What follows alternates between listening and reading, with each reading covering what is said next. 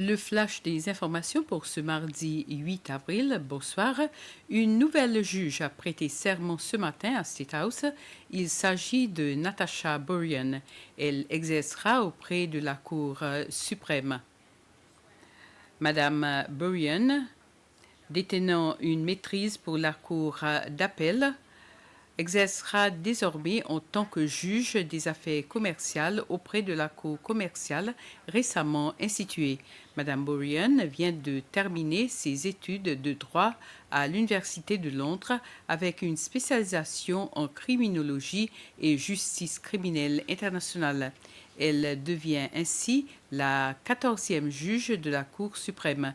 C'est lors d'une cérémonie de prestation de serment à State House que Mme Buryan a été nommée après avoir prêté un serment judiciaire et de fidélité à la Constitution.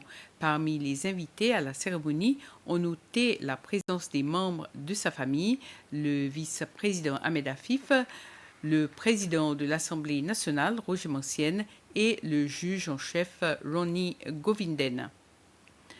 Le président Wavell Ramkalawan a reçu ce matin une copie du rapport annuel effectué par la Commission anticorruption sur l'année écoulée.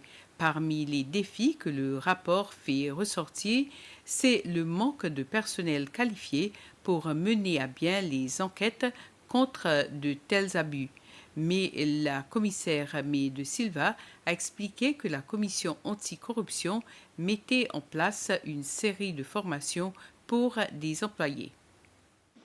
La commissaire de la commission anticorruption, May de Silva, a présenté ce matin le rapport annuel au président de la République, M. Wavell Ramkalawan.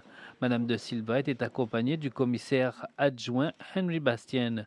Le rapport annuel met en lumière les travaux accomplis par la commission anticorruption au cours de l'année 2024. L'un des principaux défis auxquels la commission continue de faire face est le manque d'agents qualifiés pour enquêter sur les crimes financiers. La CCS envisage donc de mettre en place des formations pour renforcer les compétences de son personnel dans ce domaine. Madame de Silva a souligné que l'un de ses plus grands accomplissements cette année a été la condamnation d'un ancien chef exécutif, une décision judiciaire qui témoigne de la détermination de la CCS à lutter contre la corruption à tous les niveaux. Dans l'indice de perception de la corruption 2024, les Seychelles se sont hissées à la 18e place mondiale avec un score de 72 sur 100. Cette étape marque le meilleur classement des Seychelles à ce jour et consolide leur position en tant que pays le plus performant d'Afrique subsaharienne. Le ministre de la Pêche et de l'Économie bleue a déclaré que le gouvernement, pendant plusieurs années, a pris des mesures pour la stabilisation des prix du poisson afin de s'assurer qu'il reste abordable pour la population. Le ministre Jean-François Ferrari répondait à une question du député de Port-Glo, Egbert Aclaé, qui se demandait s'il y a des discussions et un plan concret pour la réglementation du prix du poisson sur le marché. Dans sa réponse, le ministre Ferrari a expliqué avoir pris des mesures comme une aide directe sous forme de subvention pour augmenter le volume de poissons sur le marché, améliorer sa distribution et faciliter l'accès au marché, y compris la modernisation des infrastructures et la promotion d'autres variétés de poissons. La registraire générale affirme qu'elle est satisfaite que les procédures utilisées par son bureau pour imposer une restriction sur la vente d'un terrain s'appartenant à United Seychelles aient été menées dans le respect des lois qui régissent cette instance. Wendy Zialor indique que ce cas n'est pas exceptionnel puisque chaque année, son bureau traite en moyenne une cinquantaine de demandes de ce type. Ces restrictions sont imposées après que le bureau ait examiné tous les documents nécessaires dans un délai de 14 jours accordé aux parties intéressées pour soumettre toute réclamation aux preuves de droit sur le terrain concerné. Il s'agit ici du terrain où se trouvait autrefois l'ancienne discothèque Flamboyant.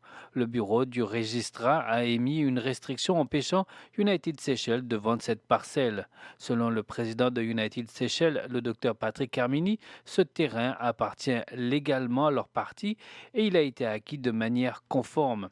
Il rappelle également que cette affaire avait été soumise à la commission anticorruption qui a conclu qu'aucune fraude n'avait eu lieu dans le processus d'acquisition du terrain. Wendy Zialor a précisé que la restriction a été maintenue conformément aux procédures légales, lesquelles stipulent que les deux parties ayant un intérêt dans la propriété disposent de 14 jours pour soumettre tous les documents nécessaires avant qu'une décision finale ne soit prise par le registrar général.